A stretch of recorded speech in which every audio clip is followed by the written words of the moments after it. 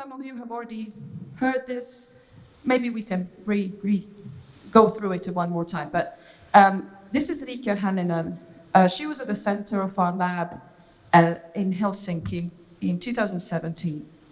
And the group on stage here are people from completely different areas of expertise, computer scientists, data scientists, engineers, neuroscientists, a whole bunch of people from the creative industries. We did 1 week of labs where we tested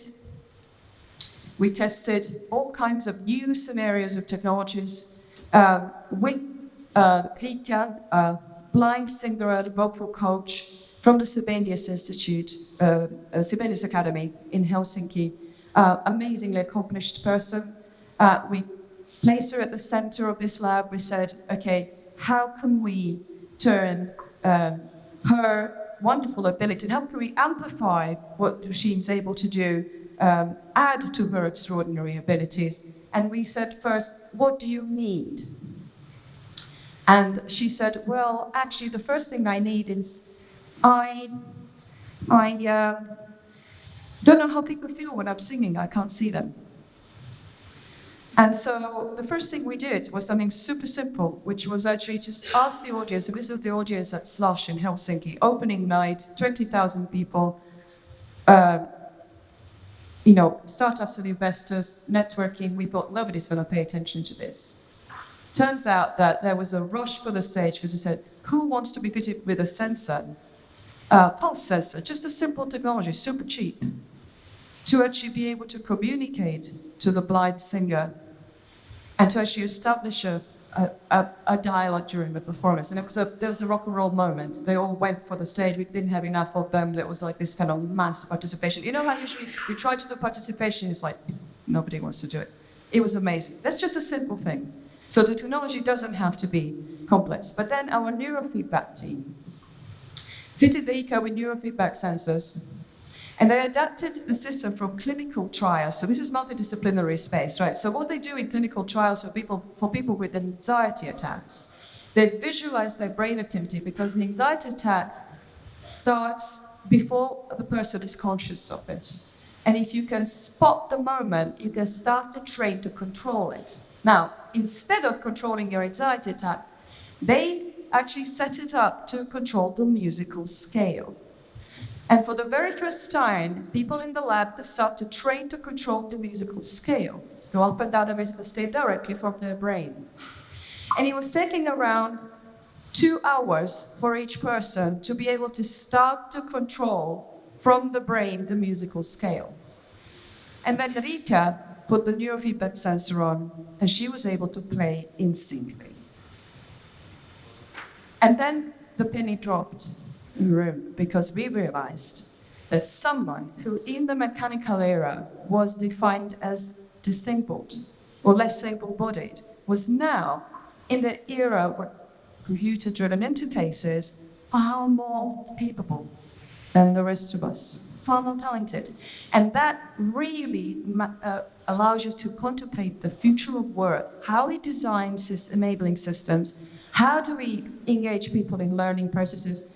But even more so, if we give people the right tools to learn, we discover new kinds of virtuosity. Because basically, before someone invented a piano, you couldn't have had a pianist virtuoso, right? I mean, it's a super simple thing when you actually stop and think about it, but we don't. We design technologies, we don't actually think about those things. So this is use case number 1. I want you to think about how do we enable real human transformations through our academy. The next thing is we look at where we are. And Marcus has this morning really introduced this because what you're looking at here is a bit of Google Maps that we all use. We all use this, and this is a big square of blue. And if we were to go the way that we kind of go about the land exploitation, we could just now, land exploitation started because we could measure it and we could dissect it. And then we could say, oh, well, we attach a certificate to this piece of land and you now own it.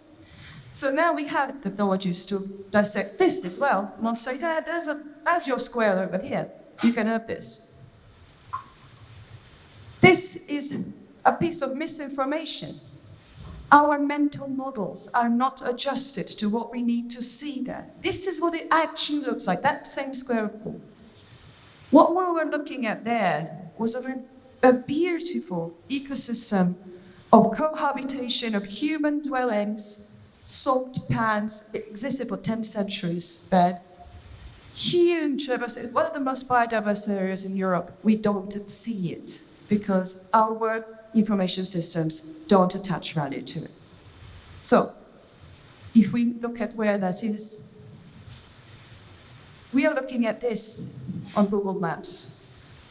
It's the Laguna de Neiva in Portugal, one of the most biodiverse areas in Europe, one of the most beautiful parts. Not particularly anthropomorphic, the variety of species there. They don't have eyes and they never smile at you, so you don't tend to react to them. They evolve slowly. They don't go with our fast-paced environment. They go next. So, OpenStreetMap, a collaborative tool, allowed the people who live there to draw themselves in. So they have drawn themselves in beautifully there. And now you start to realize that there is a city there. And if you go forward, this city extends the city of Aveiro. Very, very nicely. And if I walk out here, and those of you who were with us in Aveiro in our labs will know, because we immersed ourselves here during the pandemic for 3 years. We did labs here, and the last lab ran last October, and even our participants from CERN were there too, and Roman. And they will all tell you, if you walk out here onto the salt pans, there are no barriers. We just walk onto another street. This extends the city of Aveiro seamlessly. So it's another neighborhood. And we go forward. I watched you, but just 30 seconds of introduction of what this really feels like. This was one of the outcomes of our labs. It was a documentary that ended up in all these festivals as a result. Just the intro bit. I will show you. Aveiro is a city right on Europe's last coastal marshland. It's the largest and most incredibly biodiverse wetland in Europe. And in 1687, the same engineers that built the dams to keep water out of Amsterdam came to Aveiro to bring the water in. I'm Andrew Dubber. I'm director of MTF Labs, a global community of brilliant artists and scientists who come together to address societal challenges through creative experimentation. Now, we've run 20 events worldwide, the last couple of which were in Aveiro, and it really seems to fit there. Now remember, this is a city that's been completely engulfed by the ocean twice. It's right at the front line of climate change. So what does that mean for a culture, for heritage, arts, innovation? I wanted to really understand this place and its people, the real people of Aveiro.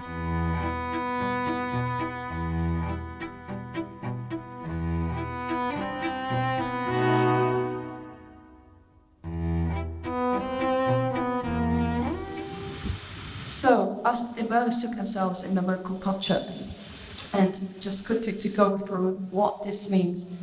This is the research team, 50 people, some from all parts of the world at one man, local experts, local university, Portuguese experts, etc. Immersing ourselves in what we call more than human ecosystems. This is our starting point.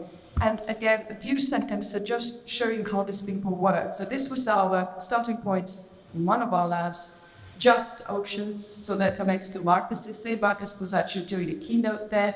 The idea of it contemplating just as judicious, unbiased, safe, and transparent. By the way, there's a whole track that we have launched in the European Open Science Cloud about data that has these principles attached to it, but it's too much to explain. So we'll just go to the next bit for you to actually get the feel for how people then work after.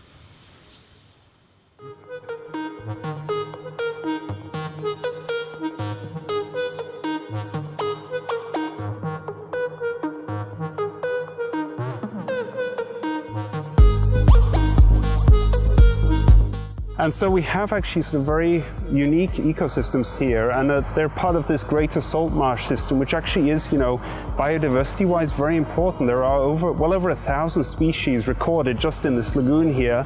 Artistically, it really inspires us to think of that there are organisms that adapted to these kind of environments. So how can we engage and see these areas in a new light? What kind of layers can we add to this? You know, sound, visual, etc., that help sort of somehow bring forth the actual importance of these air regions and areas, because they really are important.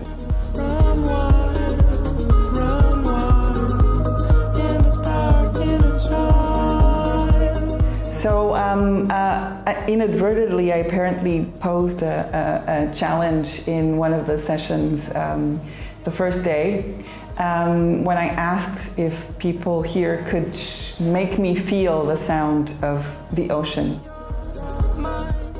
In this year's MTF, I was lucky enough to have available hydrophones and to dip my ears in the sea and get a lot of interesting, unexpected sounds and create imaginary aquatic soundscapes.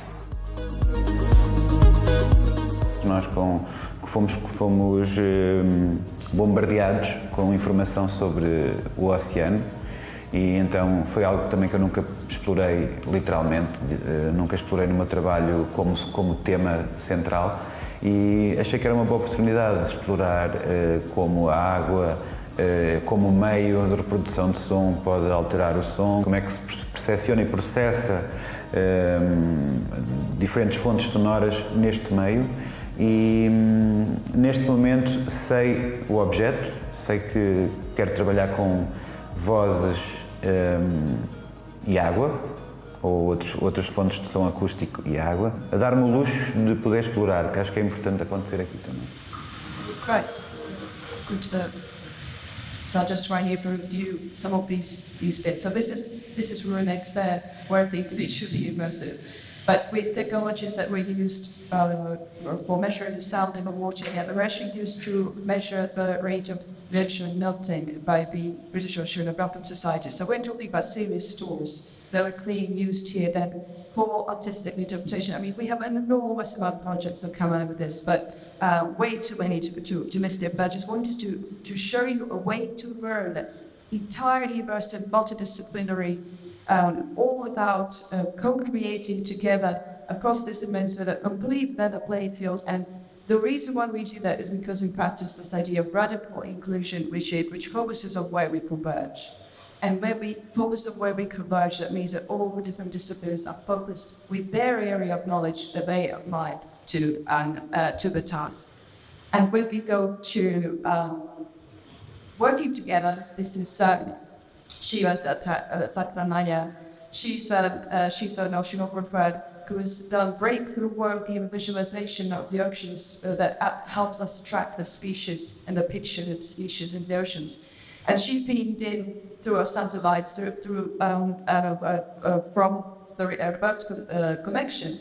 But the most important thing is that her knowledge is so we don't create this mashup of knowledge when we put people together. It's cross-domain, but we never cancel each other out. It's about harvesting every single area of knowledge. And we definitely combine indigenous and digital technologies. So this is a process that was is a week-long thing that we run. My Wednesday then had actually sourced down to fish. We had one person who had perfected the way to turn the fish into leathers, all parts of the materials we use. These are biosensors by guys who flew in from California and then from Toronto. They've actually created this multidisciplinary way to research and to create a piece to develop forward. This is we were still all in masks. This was a mask created out of fish and others during the week, and then we follow the whole complete life cycle of the material. We actually, we were really actually kind of on with this kind of stuff. And this is that stuff is influenced, all kinds of industrial policy. And these are satellites. We in this particular year had 8 satellites, so Toronto, Chicago, Rio, Mexico City, and 4 different locations in Europe that were beaming in pouring their knowledge into the local ecosystem. And then this actually also led us to, the idea of to each region according to its needs, because and all this diagram been feeding policy directly from this experimentation, when we had huge amount of stuff that's mutual to European policy as a result of had created evidence-based policy, stuff that's so tangible that no one able to question it. They can see the result, they can see the transformations that you can't better discuss and argue against it.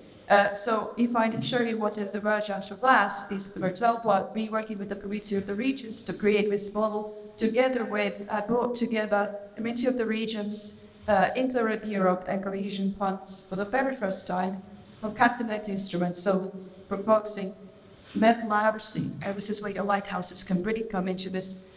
Resulting ideas of prototypes to be picked up by cohesion funds and by Interreg, scaled towards larger content for the first time in patronage European instruments. This is all the tables we passed as part of the official statement to the Committee of the Regions. We go to the last slide.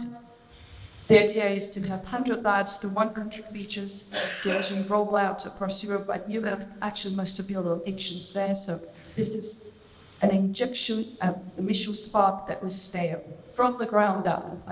That's the idea.